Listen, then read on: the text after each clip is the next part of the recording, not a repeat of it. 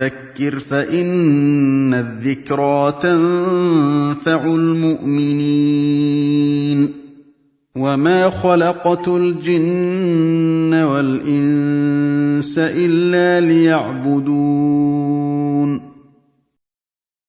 On dit Alhamdulillah dans toutes les situations.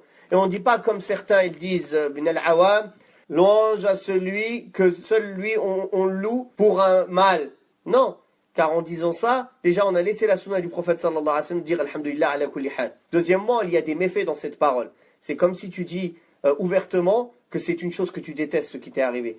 Et then, tu montres que tu n'es pas radi, tu montres que tu n'es pas satisfait, car tu dis donc tu dis que tu n'aimes pas cette chose-là. Alors que normalement, ce qui est demandé, c'est de montrer la satisfaction. Comme le prophète sallallahu alayhi wa sallam a dit, quand Allah aime un peuple, il éprouve, il aime des gens, il l'éprouve. Celui qui est satisfait, il aura la satisfaction d'Allah. Celui qui est en colère, alors il aura la colère d'Allah subhanahu wa ta'ala. Donc nous, on se tient à cela.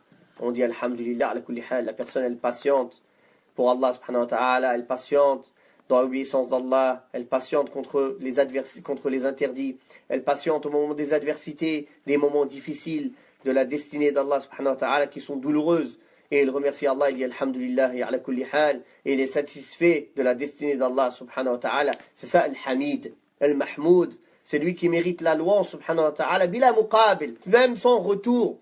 C'est lui Al-Hamid subhanahu wa ta'ala. وقل رب زدني علما